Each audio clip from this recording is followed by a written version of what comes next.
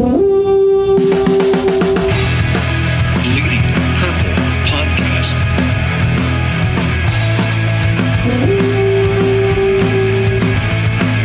This is a 52-yard try left hash with 31 seconds to go. Snap, spot, kick, up, distance, fine.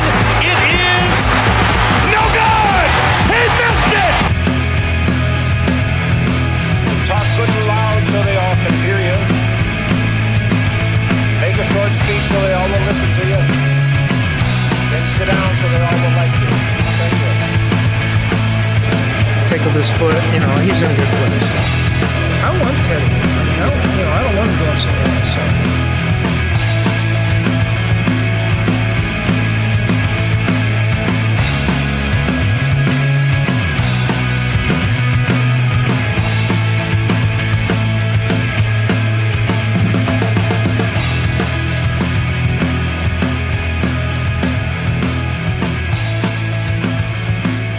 Welcome in, everybody. Welcome in to Bleeding Purple, a podcast about the Minnesota Vikings. My name is Tyler Haig, and I am joined, as always, by Mr. Adam Patrick. Hey, buddy. Hey, what's up? Oh, nothing. Yeah.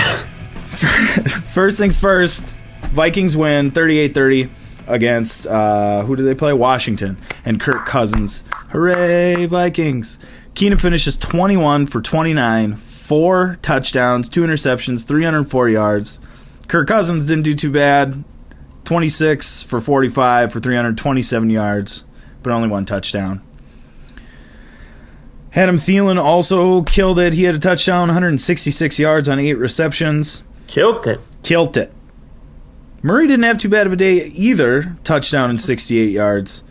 I guess let's start with the defense. Washington's leading rusher finished with 35 yards, but the Vikings defense gave up 30 points. Griffin was out. Are you concerned about the performance here, or not so much? I think Washington it's one of the better offensives the Vikings have faced this year.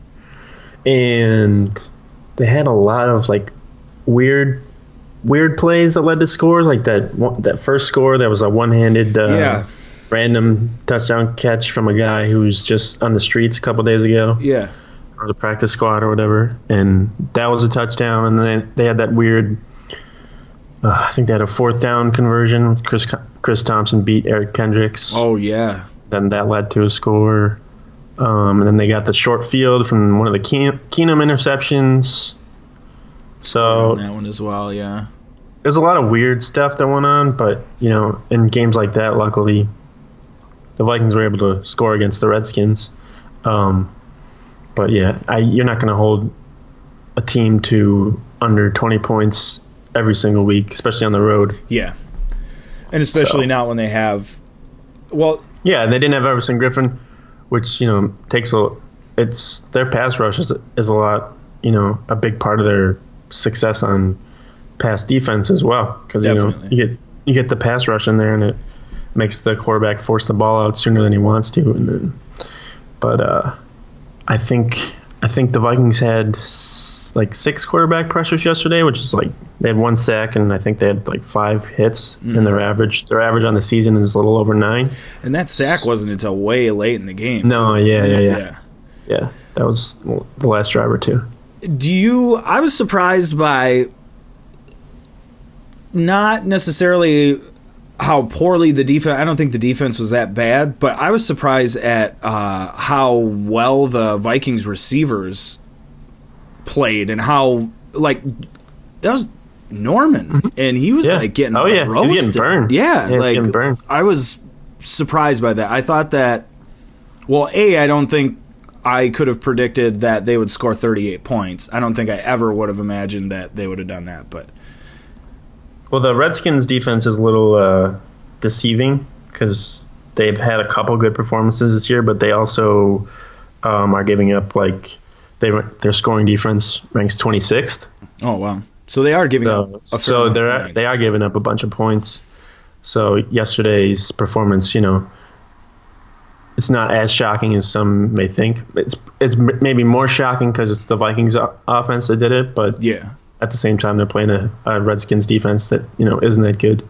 Yeah, and is not afraid to give up a fair amount of points. Yeah, like they're middle of the road in like pass defense and run defense, but like they've given up a bunch of points this year. So, do you think, as far as that matchup, we do did the Vikings win it or did that team lose it? Do you think that was more of this week? Do you think this week's performance from the wide receivers?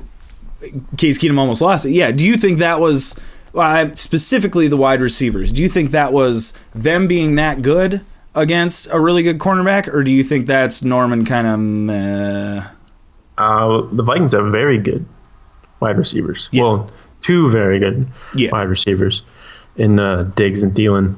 I don't think Diggs is 100% just yet, but he's definitely getting there. Mm-hmm. And they're two. Not only they're like two really good, like they catch the ball obviously because that's their job, but they're really good at they're really good route runners. Like I don't know if they get enough credit for that because they just do the slightest thing and that creates a huge opening between them and the defender. Like on Thielen's touchdown when he just did like a slight fake, I think with his shoulder or something, and then went the other way and he was wide open in the back of the end zone. So turned the guy completely around. Yeah, I think Pro Football Focus wrote something about how they're the best duo right now in the NFL. So I don't know how much people take into account what Pro Football Focus says. Everyone has their own opinion on that site, including myself. But them saying that might mean something to people out there. Yeah, they're good. Yeah, they are good. I would agree with that. And they're definitely making Case Keenum look maybe a little better than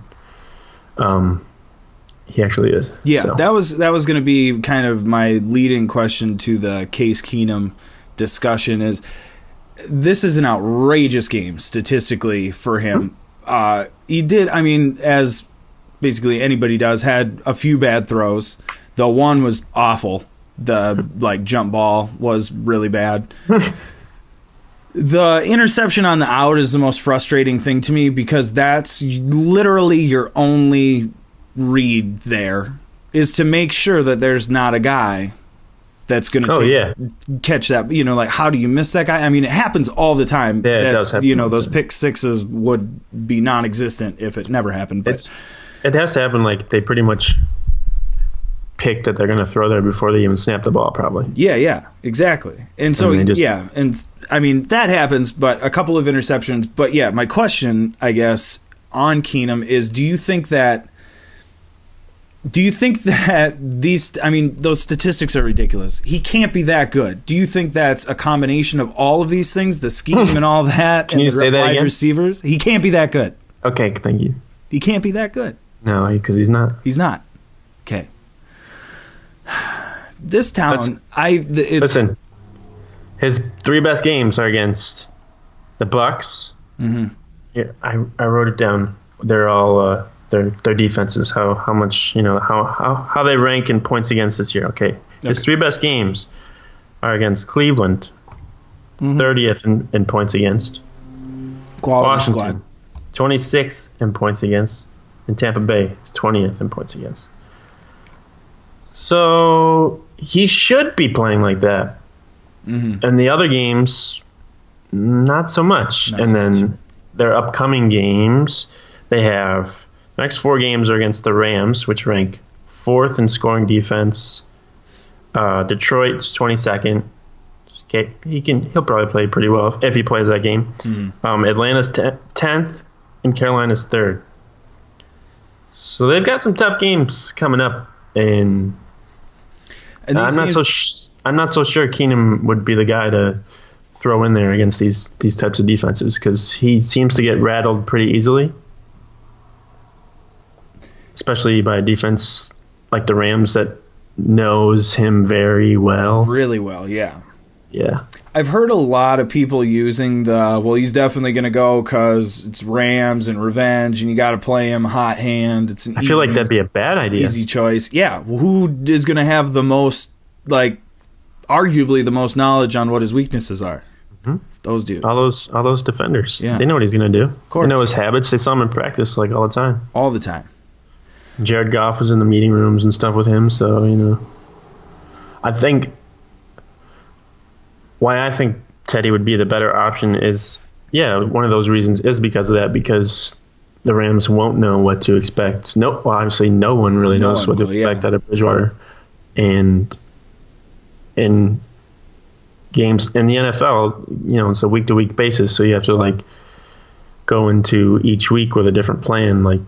It's okay for this week. The Rams don't know about Teddy Bridgewater, and we can use that to our advantage. So that's one of my cases to, start Teddy over. I hate that his name is Case. I hate the puns. That's one of my cases. Yes, I know, and I hear it, and I have to. My brain is like, oh, that little case thing there. Oh, it drives me crazy. But I can't unhear it. Too much sports talk radio in this town. That's my problem. Too much sports talk radio. Yeah. I only limit myself to a certain amount. Otherwise, I just go nuts. Oh my god! I just get mad. Yeah, well, and that's part of it too. And luckily here we have the dudes on the radio are usually pretty even keel with stuff. I mean, they're definitely like homers in the grand sense of things, but not so much the 1500 guys. I think they're more practical than the other station. The other station gets paid by the Vikings, so I think they have to be a little more favorable to them. But the 1500 guys usually call it pretty much straight down the line. For sure. That's my favorite show, is that 1500 show. Yeah. That Mackie and Jed thing. They're good. They're good. I like it. Any show without Wabi on it is pretty good. It is a plus, for sure. Oh, thank you for saying it out loud. Yeah. I appreciate it. I can't handle. There's just there's a line between I get it. You root for them. It's your job to support that team. Too many us's. Too much we happening. Why have that guy on the radio? Get somebody who. I've heard there's a little nepotism for the reason why he has that job, but that's all I'm gonna say on that. Okay. So for next week, if it was up to you, you would go with Teddy, or would you? Yeah. Yeah, you would. Do you think, based on what Mike Zimmer said today about how he has to talk to the team first before he makes a decision, I think that's the direction they're going to lean in, or else, why would he have to talk to the team first before Case Keenum continues to start? This guy that's been starting all these games is going to start the next one, guys? He's going to start again. Is that okay? We probably could have. We know. But that would have been okay for you to just leave. Yeah, I think it's going to be Teddy, too. And it's at home, that crowd's going to be crazy. It's as comfortable a game as you can give him in this scenario, because all these games are going to mean more and more as the weeks progress. Yeah. And the Detroit game is huge. So you need to know one way or the other. That can't be a question mark game. You can't throw him in for that, I don't think. Stop with I don't want him to get hit by Aaron Donald and stuff. Any defensive lineman that, hits him or anything, it's going to be scary at first. They're all huge. They're all, he's going to get hit, all 300 pounds and 6'5", so, And they all run 4.3 40s. Yeah. They're monsters. It doesn't matter. Monsters. Oh my God. Linval Joseph yesterday was nuts. That hit that he put on that. Oh my God. I could not. That was when guys big dudes. That was a Sendejo. When they do this about guys that are tapping. That was like. They stand over him after they hit him. I don't even think. I think that caught Linval off by a little bit. He was like, "Oh, okay." You bounced that far, did you? Yeah, that was incredible. Yeah, he played amazing. I thought Sendejo played really well. He did, yeah. Did he? So he got hurt at the tail end of that game. Have you heard? No, I think it was like a groin injury, but I haven't heard anything major on it. Same thing with Xavier Rhodes. I know he left at the end of the game for a little bit. I think he went to the locker room, but I heard that he came back on the field. But, nothing. He was tweeting after the game, skull Vikings and stuff. So if it was bad, I don't think he'd be that, doing that. Yeah. Be that excited. That's good. We're assuming Griffin's going to be back. That's going to help. He should be back. He practiced on Friday, so he should be back. Yeah. Why was he? What was his? Why was he? I don't know. He took himself out. I guess it was his call, but they worked him out before the game and just wasn't feeling right. And I don't blame him for not going on that turf and that grass. That I think I saw Kai Forbath said that the Washington grass is just like dirt with spray painted green. Yeah. It looks like you can. There's like, I was watching it again. There's a section on that field, like from the numbers to the numbers, where in it's the middle there. Yeah, that it's so obvious that it's like a separate like. And they're like the only team that sod. plays there. It's not like a baseball stadium either. It's the like I don't understand. How do you? If we can have a baseball team that when there's snow everywhere in this state can have a green field, you play 80 games. Yeah, you should be able to have a football field that isn't dirt and horrible.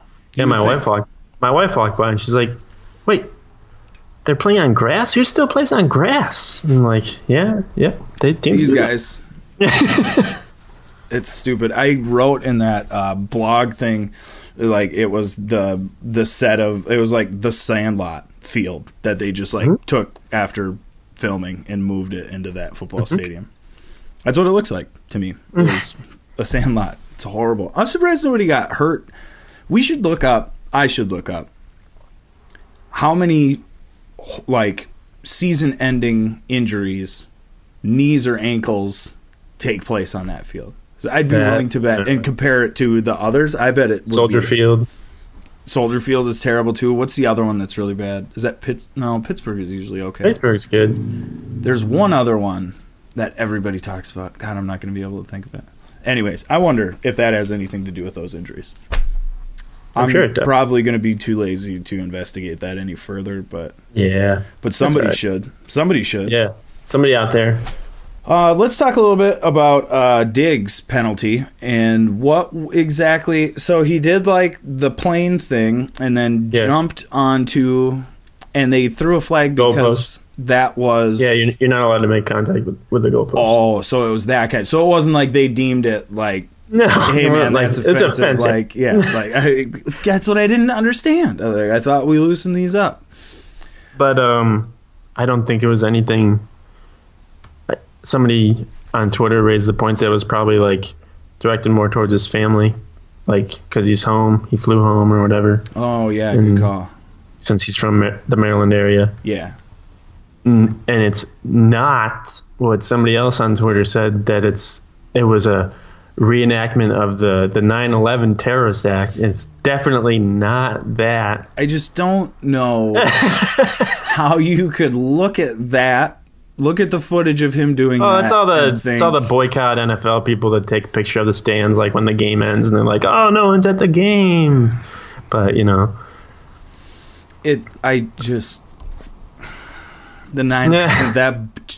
that bugs me. Yeah, you got to reach. You're reaching pretty hard for that.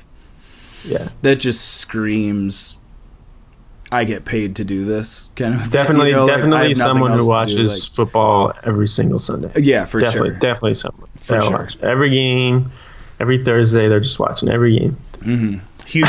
Huge fan. That theory. They don't have 15 cats at their house. Sleep in the basement on the couch most nights. It's not. Yeah, that's not that kind of situation. They cook gourmet dinners. Yeah. Every night. Sit down and eat them at the dinner table. Yeah. With forks and knives. They voted for Hillary. Yeah, totally. Okay, so let's stick with back to touchdown. Football. Yeah, touchdown celebrations. Leapfrog this week. Pretty good. What do you give it? I'm kind of meh on Leapfrog. I don't know. Yeah. I don't know. It's creative. Some of these celebrations I think are a little on the adolescent side, but it's the first year that they've been able to do this stuff. Well, not legally. Yeah. That sounds like something else. Yeah. But no, I think that's the problem that I have with the celebration is that they got such a good reaction out of the Duck Duck Grey Duck thing. Yeah, that they were like, yeah. what's another thing that kids do on a playground that we could recreate? And that's why I don't like it, is because no, we don't like that game as much. Yeah, the first game was good. That was people were trying to come up with other playground games, Ring Around the Rosie and stuff, for them to do next. I'm just like, why don't they just do like something else? Yeah. Like yesterday, the Steelers players reenacted the AJ Green, Jalen Ramsey. Like that was amazing. That was amazing. I can't wait, and I love stuff like that because my first thought is like, how is the NFL going to make that against the rules? You can't make it against the rules. No reenacting things that happened in this organization. They can't prove that's what they were doing, even though everyone knows that's what they were doing. I love it so much, and this is, and they're all, because there's like a handful of suits at the NFL offices that are like, I told you we shouldn't have done it. I told you we shouldn't have done the celebration thing. You guys told me we should, and I said no. I was going to say, would the Randy Moss, do you think that celebration would get flagged these days? But I think it would, because you're not supposed to like not reenact, but like portray a sexual... Yeah, mimic sexual activity. Like Antonio Brown would get no twerk flagged for so stupid. Just let him twerk. Okay. God. I think that... You can do it. That Randy Moss mooning thing bugs me, because I feel like that isn't a big deal if Joe Buck just shuts up. Yeah, if Joe Buck doesn't say anything, I don't think any... I think Chris Collinsworth laughed at it. Yeah. He was laughing at it, and he was like, he shoots the moon! I love Collinsworth laughing at it. That's funny, and Joe Buck is, what a travesty this guy is. Yeah, because he really pulled down his pants. Have you seen that man's afro? It's disgusting. It's just say that, Joe, because we all can hear what your actual issue is. Yeah. It was the afro. If Aaron Rodgers did that, that'd be great. It would be the funniest. I've always wanted to see his ass. And a dream come true for many just like me. Me and Troy. Wait, Joe, why are your pants off? Stop looking, Troy. Yeah. He didn't know. He doesn't know what's going on. He had so many concussions. Yeah, that poor guy. He's probably just floating. Sit here and talk football when we point at you. What else happened in that game? Thielen had a really good game. Yes, Thielen. Let's go with Thielen for a little bit. That guy. He's good. He's really good. When was the last... I can't remember seeing... I mean, Diggs is good as well, but Diggs, to me, tends to be... His outstanding plays are more athletically gifted, whereas Thielen is like... The guy has... He just latches on to everything. He catches everything. I mean, Diggs more reminds me of like Percy Harvin. A little bigger, but like that kind of quick movement, stuff like that. And people might think it's outrageous, but Thielen does remind me and maybe some other people of Chris Carter. Oh, I was going to say, I'm glad you said it first, so I don't have to take the credit for that. Just because of the way he does. He pretty much catches everything. He finds a way to get open. He's pretty fast, but he's not the fastest guy. He just he finds a way to get open, and every time Case Keenum throws him the ball, he just finds a way to catch it, pretty much, even if it's not the greatest throw, which is normally the case with Case Keenum. It's too easy. The jokes write themselves with the... But no, yeah, he obviously works on, his craft all the time, because he wasn't this good when he first got to the Vikings. And, he wasn't this good last year. No, you just, keep, getting in those games and getting the opportunities, it's going to make you a better player, obviously. Well, and I don't... With, Case Keenum out there. Yeah, I don't like the term, but it's because it's kind of like the cliche, but like it looks like things are slowing down for him, like that slant. Like he caught that ball, and it looked like he was like, oh, now I run faster and gain as many yards as I can. And that short pass? Yeah, it was just like a quick slant, but and then found the seam and kind of put the wheels on it a little bit, and it was like... Yeah. He just knows where he is on the field. Yeah. He's impressive, man. But you can't say, like, about a lot of receivers. No, you can't. Well, and you go from that, and, like, now think back to trying to watch Cordero Patterson, running, I mean, just, and these guys, or even, I mean, not that he was, like, a bad wide receiver, but, like, even who was Mike Wallace, like, even a guy like that coming in for a season. Those guys are more, like, straight line, or, like, if they're running a route, it's more, like, with a curve on it, where Thielen's more like point to point, more like precise. in terms of like route running and stuff. And it obviously makes a difference. For sure. Well, in that, I mean, if there is a benefit to not being as gifted athletically as some of these other guys, it's that he had to learn how to do that stuff. He had to run perfect routes. He had to set defenders up, you know, to if only he could teach Treadwell how to do that. You know? Yeah. But I didn't even see, I mean, obviously he didn't get a catch, but he was out there for some snaps, right? He's still involved. He's still third/4th receiver or whatever. Him and Jarius. Jarius Wright caught a touchdown. Yeah, that was impressive. And I'm starting now to feel, I mean, not that, how bad can you feel for Laquan Treadwell? Because it's like, at a certain point, get here, dude. Like, we're all waiting for you to do this, and you're not doing it. But that extra touchdown pass, you know, it's like, yeah, Thielen gets one, Diggs gets one, Rudolph probably gets one. Who gets the other Morgan. one? David Morgan. Always Jarius Wright. Never look at Treadwell. Never. Well, he's small, so they can like hide him behind the line and stuff. And especially yesterday, I think it was like a little screen pass where he just caught the ball and just went through the line. So he kind of fits more, I think, what Pat Shurmur wants to do in his offense than Treadwell. I think Treadwell would probably do better in more of like maybe a Norv Turner kind of offense, which is, you know, he was offensive coordinator last year when they drafted Treadwell. But yeah. Do you think he sticks around next year, or do you think they cut bait on him? I don't think they'll let him loose. If somebody wants to trade for him, I think the Vikings would, you know, listen to offers, because right now his value is still relatively decent. Like they could probably get maybe a 5th round pick for him. But no, I based on the way that, you know, their receivers have progressed over the years, I wouldn't, you know, let him loose now. And he works really hard in the off season, and I think I saw something where the Vikings coaches actually had to tell him to, you know, chill out on the working out like all the time. Oh, no kidding. Take it easy. That's a good sign. Yeah, like. Well, in that, I mean, from that perspective, I guess you're getting about everything you could hope for. If he's working hard, he's not saying anything to the media, you know, negatively or anything like that. Like, he's not being a cancer in the locker room, which is a lot easier when you're 7-2. But no, he's kind of a boring interview, anyways. Most Vikings are, because they follow the cliches. They're not really outspoken, but I'm sure Zimmer has something to do with that. I was just going to say that. I wonder who's telling him what to... Zimmer's like, let me say all the crazy stuff, you know? He has a plan. What do you think his plan... Do you think the plan is Teddy?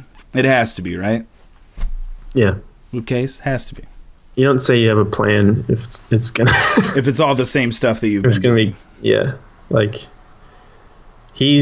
Teddy Bridgewater is the guy they drafted in the first round, the guy they want to be their future quarterback. They're not going to sit around and wait for Keenum to mess up.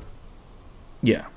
You know, if here's the thing, if Bridgewater doesn't do too well and the Vikings don't do well, you can put Keenum back in.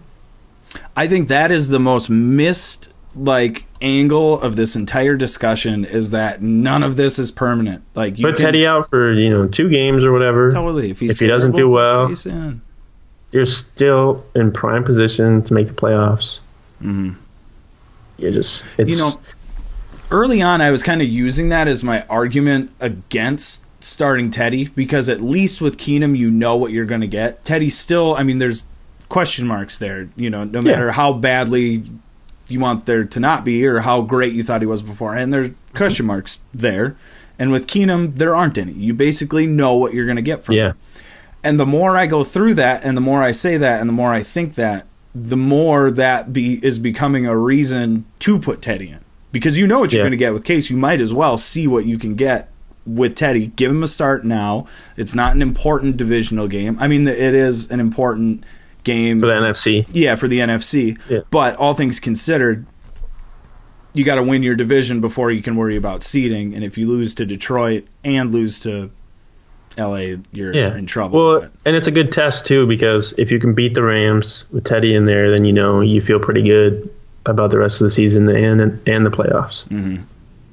Yeah, this stretch of 4 games is going to tell us everything we need to know about this team. Even if Keenum, helps the Vikings, he plays or whatever next week, and the Vikings get a win, and he continues to play. Are you really that confident once the playoffs start that that Case Keenum is going to lead them to the Super Bowl? That, I think, is the most convincing, like, quick, like, concise version of that argument is the, like, ceiling argument between the two is, do you think Case Keenum can win a Super Bowl? Do you think maybe Teddy could? Well, Yeah. that basically is your choice then. That's what your goal is every year. Exactly, right? And if it's not, what are you doing? Yeah. That to me is like If the it's not, easiest then way you're to the boil. Browns. Yeah, exactly. That's the easiest way to boil it down when people are arguing for one way or the other. Here's what it is. I just don't like Can the he argument get of, let's keep him in there. Let's, wait until he does bad. the hot and hand? then he doesn't have a hot hand. No, he doesn't. That's exactly right. That's what bothers me about it. And I mean, granted, I was kind of like going back and forth on it a little bit, but yeah, I mean, If he there is doesn't no throw, hot hand. if he doesn't throw those 2 interceptions though yesterday, is this that close of an argument? does it change? Yeah, does it change the argument if he throws Because then he has 4 touchdowns. and no picks interceptions. and- I mean, that's an incredible game, but I still don't think that it doesn't change the fact that He's still the backup. yeah, he's still the backup and the guy that you. Well, yeah, like the question that we just said, he's pretty good, but can he lead you to a Super Bowl? Because at a certain point, you're going to need somebody to do that. I'm not sure Teddy's that guy either, but I'd rather go with him and see, because I'm almost positive Case isn't that option. Yeah, and everyone's like, oh, what if Teddy's not the quarterback that he was in 2015? I'm like, what if he's actually better? Yeah. Because he's had time to sit back and learn about the game and learn about what his strengths are and what he needs to get better at, and more about the mental aspects. So he's probably better at seeing things on the field than he was before. Well, and wasn't that Obviously. one of his strengths too? Was being Yeah. able to read a defense and now decisions faster. in Pat Shermer's offense, you can adjust the calls if there's something out there that you don't like. He couldn't do that before in Norv Turner's offense. He wasn't allowed to make that many audibles. Like, you remember that Cardinals game where they lost and he had that drop back pass. It was like, yeah, they were driving and he had the sack fumble or whatever. Oh, like yeah, Khalil. yeah. And it's because Turner called like a 7-step drop back, and Matt Khalil obviously couldn't hold a block for that long. And I think Teddy they couldn't asked, change it. yeah, I think they asked Teddy if he was able to opt out of that, and he said no. I just went with what I was told. And then they asked Turner later in the week, and Turner said no. It was a good play call. He didn't need to call out of it. So obviously it Worked wasn't. well, Norv. Yeah. Oh God. Well, let's do some Rams predictions. What do you predict the score? You for want the Vikings to talk about the Rams first before we predict a score? Get a little background on it. I mean, yeah, I suppose we should, huh? Maybe it'll influence your prediction. Well, I know what I'm picking. Oh, okay. I'm kidding. No. Yes. Let's talk about the Rams. Jared Goff has been playing very well. They're scoring a ton of points. Yeah, back-to-back 300-yard games. The defense is seven surprisingly touchdown. good too. They've always had a pretty good defense. I think they're definitely liking the fact that their offense can actually score points this year, so they don't have to be on the field for 40 minutes of the game. But yeah, their defense is really good. I think they're 4th in points against, and then their offense is 1st in points scored. So That's unbelievable. Who would have predicted at the beginning of this season that the Rams would be scoring more points per game than New England and Atlanta and all of them? they haven't played a whole lot of tough defenses yet. I think Seattle's really been the only tough defense. They lost to the Redskins, but that was earlier in the season before they probably figured out, what works best. Mm-hmm. But yeah, it'll be interesting to see how Jared Goff responds or does going against a defense, coached by Mike Zimmer, who's pretty good against young quarterbacks. Yeah. Knows how to throw them off, and hopefully Everson Griffin will be back out there, and Xavier Rhodes will be able to go back out there too. Mm-hmm. and Who are shut some down. of their weapons on offense, wide receiver wise? Like, Is that Cooper Kupp? Yeah, he's pretty good. He's like their slot guy. Okay. I think he's got like 58 catches or something like that. Sammy Watkins, he's been kind of under. Yeah. Yeah, he's been kind of underwhelming. Okay, So I I think forgot he only about has- that trade. Yeah, he's not been the player he was. I think that first couple years in Buffalo before he started getting hurt a lot. But another guy from Buffalo, Robert Woods, he's been real good for the Rams. And then they have Todd Gurley, who I think he has over like 1,100 yards already, total yards, and like 10 touchdowns. So he's having.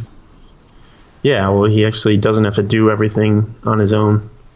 So, yeah, it's going to be an interesting game for sure. It's going to be on turf. I tend to Everyone's trust fast. Zimmer's defense against young quarterbacks, but most young quarterbacks aren't playing as well as Mr. Goff is playing. Mr. Goff. Mr. Goff maybe think that's doesn't his deserve dad. that yet. Do you think that? Do you think this is going to be? I mean, it can't be another high-scoring game, can it? There's no way Vikings win that game if they try. It could be, but I think the Vikings are probably going to, or Zimmer's going to try and instill this week in them, making sure they keep everything in front of them to eliminate the big plays. If they're going to catch a couple 10-yard passes or whatever, that's fine, but just don't give up those big plays, and don't have stupid roughing the passer penalties, Linval Joseph, that continue a drive. It feels like that's the only way the majority of these teams are scoring points on them is on short fields off of turnovers and then off of They'll get a penalties break. on third or fourth down. Yeah. Yeah, pretty much. There was only 5 penalties in the whole game yesterday. I think the Vikings had 3 of them. Yeah, it's a weird game. I don't think I've seen an NFL game like that in a long time. And now I'm kind of going back to some of those plays and some of the questionable They pass could have, interference. they could have called Trey Waynes on pass interference probably on that one-handed catch, but he caught it anyway. So Yeah, it I was doesn't going to matter. say because he caught it anyways. It doesn't matter. But I would rather watch a football game like that. Less penalties. Let them play. Let them be physical on the outside. I mean, if it's going both ways and is consistent, I'm totally fine with that. I would rather. I would prefer it that way. A game where there's so many flags. Like, what was it, the Steelers game where they had 16 penalties or something like that? That was so annoying. It's like every other play, it's like to the point where the announcers are like, "Oh God, again!" Oh, and another flag. Ugh. Do you think? What do the Rams show? I mean, their scoring defense is pretty good. Is there anybody think they need to They be had 4 worrying turnovers about? yesterday. Jesus. Well, Aaron Donald. They got Nickel Roby Coleman. It's like a slot corner. He's pretty good. I think the Vikings tried to pick him up. Dude, I have no idea who they have on defense. No, I have no name recognition whatsoever. Yeah, it's a couple. It's kind of a no name defense, but definitely Aaron Donald. He's a beast. Everyone knows about him. But I'm curious to see that matchup with him and Elflein and Easton. See how they can take him. Vikings offensive line has only allowed 1 sack in the past 4 games. That's unbelievable. Would you ever have thought you would say that after the past couple of years? No, and it's unbelievable. We're in what week? This is week 10, 11? Yeah, going on week 11. And we're not even, we don't even bring it up anymore. The offensive line is, barely something that we discuss, That's so awesome. They've given up 5 sacks in all of Case Keenum starts. Ugh. Well, and that plays such a big part into how successful Keenum can be, is how much time he's getting and how clean they are keeping him. Yep. Yeah, it's hard to imagine that even if Teddy isn't great, that he's not going to be productive to a certain extent just because of the time that he's going to get from that offensive line. Yeah, so that'll be interesting to see the Rams' defensive line against the Vikings, improved offensive line, see how improved they really are, and then the Vikings defensive line against the Rams offensive line, see if Anthony Barr or Harrison Smith can sneak in there for a sack or something. Harrison Smith's ridiculous. He was really is. all over the place yesterday again. Like, if he gets hurt, they're screwed. Yeah, they're in a lot of trouble if he gets hurt. And I don't he would maybe be the only guy on that defense that I would feel like that, because Griffin would maybe have been my other guy, or maybe Joseph too, because he helps not as big. much not as big as Smith not being out there. Maybe Xavier Rhodes. Yeah, but they did pretty well with him not out there yesterday. Mackenzie Alexander looked pretty good yesterday. Got that pick on his birthday, first pick ever. Mackenzie Alexander worries me because he gets so pumped when he does something that is good on the football field, and it's like when I see that, and you're playing, like, say you're playing like a healthy Aaron Rodgers, he sees you celebrating like that, it's only a matter of time before he's gonna be like, okay, next time we're gonna go deep and burn you. Totally. And I know that happened to him at least once earlier this season, where he was very happy that he made a play, they were losing by a lot. The Vikings were down big. I think it's probably like the Steelers or something. Yeah, I think so. And celebrated as though he had won some sort of championship. Yeah. But that always worries me, because but speaking of corners, but Trey Waynes, I haven't heard his name in a long time, and that's good. Mm-hmm. Yeah, he played. Like we've talked about before, that was good coverage on that touchdown catch. It was. That was just with him the whole time. That was a really good catch. Like, you can't have coverage really that much better than that. You can't expect that guy to make that kind of catch. Exactly. In a game like that, with the way or lack of penalties that were being called, that's a good sign that's a perfect game for him too, because he likes to be grabby. But for sure, yeah. So this game is it'll be interesting. It's important. If they lose, it's all right. Whatever. I think, that's the thing that I and my crazy Viking brain need to keep in mind, is that if they lose this game, it's not the end of the world. Yeah, they still have games against the Lions, the Bears, Bengals, Packers. Mm-hmm. They're playing the Falcons. They're not that great. The Panthers, they're not, all winnable games. But this is probably their toughest game left on the schedule, and it's at home. So if they can win this game, maybe with Teddy at quarterback, they'll be in business. If they win this game, they're in great shape for, not just making the playoffs, but then all they need to do is just stay healthy. Mm-hmm. Hope maybe the Eagles, they get a couple losses, and then Vikings get home field advantage all the way to the Super Bowl. It would be so incredible. I can't even think about it. It's too exciting. Well, let's do Rams predictions now that we've kind of gone through. I'm glad we went through that, because I had no idea what their defense was. Yep. So thank you for that. I don't know if it's... Yeah. I think it's going to be a good game. It's going to be physical for sure. Mm-hmm. I feel like the defense is going to play better coming off of their performance. Not that they played that poorly this week, but giving up 30 points is unlike them. So I am going to say that the Vikings are going to give up only 21 points, but they are going to score... I'm going to go 28. It's so hard for me to... Oh, you love that. I do. Well, 28. I just can't imagine them scoring over 30 points. That's like, for some reason in my head, it's like, no, Case Keenum won't go over 30 points. There's no way. Obviously, he's shown us that he can. Or it could be Teddy, and then they can go. You were more close last week than I was, right? I did, What did we have last week? I think I had 15-6, so that was like the first quarter. You did, it was the first quarter. I think it was outscored in the first quarter. Yeah, and I had 28-14. So I guess I was closer just on like total, but I think if you go with that score every week, you'll probably be pretty good. Yeah. Well, I messed it up. It's 21-28 is what I'm going with today. Do you want to do a separate prediction for like if Keenum or Teddy starts? Yeah, good call. That's my Teddy prediction. I think he's going to be in there. I hate predicting that the Vikings will lose, because I like them. Mm-hmm. But if Keenum starts, I think there's there's a good chance that they will lose, just because of the Rams, familiarity. Yes.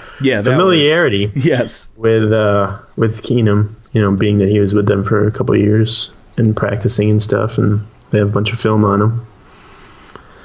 So what's is it me?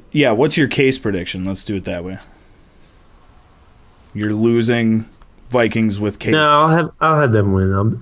We'll make it like 30-28 Vikings. 28.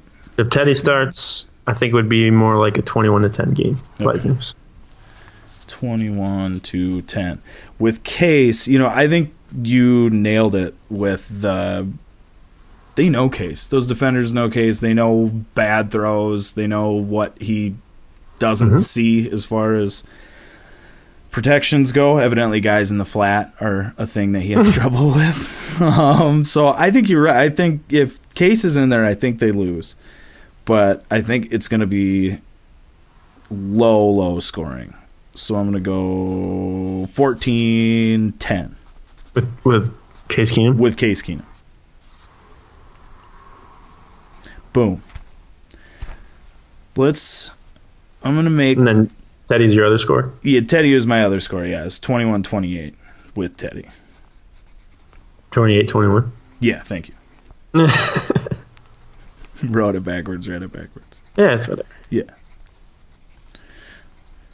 All right. Good predictions. Do you got anything else that you want to bring up, that you want to discuss as far as the Vikings in general? Well, I'm just still happy that they played the Saints in week 1. Yeah, no kidding, because the Saints look incredible right now. Drew Brees didn't even have a passing touchdown, and they scored like 50 points. And they're doing that without Adrian Peterson on their team. They traded him and got better at running back. Yeah, that's why they got rid of him, because they didn't want to be like, oh, we want to run the ball all the time, but we don't want to give it to you. What a smart move to get that out of, like, we got to get rid of this guy or we're going to lose a lot of games. And then peace. Yeah, because winning streak ensues. Because he would have, been in the locker room pouting all the time. Like, of course he would have. I need the ball. But, now he's in Arizona where he gets 40 carries a game. So. Which is perfect for him. Do that, 40 carries a game, and then be like, I think I'm going to retire. And everyone's happy. Everyone says thanks. I'm worn out. I had too many carries. So, Yeah, get it. Exactly. Even though he's going to play 5 more years. Also, real quick, long-term prediction. How long does Tom Brady play? He's pretty old, but he's I was so talking to good somebody still. about that today. I don't think his wife wants him to play that much longer. Oh, good call. I didn't even think about that. She was talking last year about how he gets concussions all the time. Yeah. Yeah, slipped up in that interview. Yeah, he gets concussions. It happens. Yeah, well, I think he wants to play at least like 5 more years. Mm-hmm.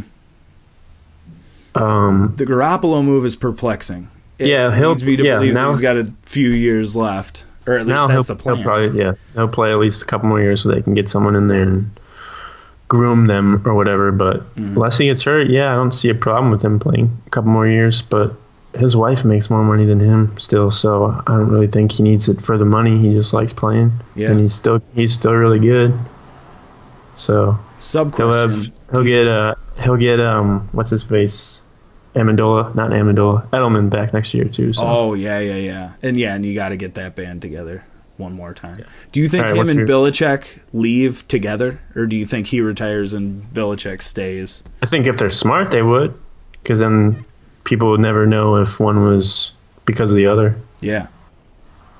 So there will always be that debate. Belichick won a lot of games with Matt Castle that one year, though. So he had a good defense, though. Yeah, that's true. And I think that's when they had Randy Moss too. So it was that. It's not like Matt Castle had chumps to throw to. They didn't make the playoffs that year, though. They missed the playoffs that year? Mm-hmm. I think they went 11-5 and missed the playoffs. Wow. Yeah. I did not know that. Yeah. And then Matt Castle stole a bunch of money from the Chiefs and Vikings. That Chiefs contract is... At least when the Vikings signed him, they kind of knew what he was, but... Yeah, they signed him to be a backup. Yeah. And then... The Chiefs, the poor Chiefs. Ugh, that's awful. That's what teams do. That's what somebody's going to do with Sam Bradford and probably Case Keenum next year. That's exactly what somebody's going to do. See, this is why Case Keenum should start. He should be volunteering to sit, because right now I don't think he can make his salary for next year can only go down. I was just gonna say your stock is as high as it will ever be, Case Keenum. Volunteer. So if I were him, I'd be like, sure, I'll sit. That way I'll get like $50 million next year, 3 years. Yes. Because if he goes out and poops a bed, he's gonna be losing a lot of money. Ton of money. So. Yeah, that's a good idea. I'm sure he's a competitor and whatever and doesn't want to do that, but his agent should be calling him, telling him, like, seriously, dude, volunteer, sit out. Yeah. It's time. Well, all right, man. We checked everything off my side of the list, so... Yeah, I think I'm good. Yeah. All right. Well, good talking to you. Wait, did you see Brock Osweiler hit that guy on the sideline? Oh my God, in the face! I rewound it. I just got DirecTV, so I'm still the rewind feature is new to me. Yeah. Utilize it like crazy, and I mean, like, laughed my ass off for like. I should ask my girlfriend. Seriously, I watched it like 10 times. Like, she was like, "Are you done doing that?" And I'm still. It's good every time. So good. Well, and then the hat popped off too. Yeah. It was. I think that guy was a concussion doctor too, so it made it even better. He probably had just full circle. He probably had to go through protocol, like Russell Wilson did last week. Give yourself concussion protocol? Could you administer that on yourself? Just be like Russell Wilson, just go in and out of the tent like he did last week. Yeah, that was unbelievable. Is that a team thing that they have to do, or does he, like, because it was the ref just sent him off? Or I think that's NFL rules, but he's probably like, I'm fine. I'll just go in the tent. I'll walk back out. Technically. Yeah. No big deal. I was in there. Met the requirements. They're probably like, you have to go in the tent. You at least have to go in the tent. And he's like, all right, I will. Okay, he literally walked in and walked out. He's like that meme or whatever of like with Grandpa Simpson or whatever who walks in and then walks back out. Exactly. That's perfect. That's perfect way to end. We gotta get out of here. All right, then. I'm out. I gotta pee. All right. Go Vikings. Let's go. See you next week. Good time. There shouldn't be that much to talk about next week. So. No, God. All right. Talk to you later. All right, later.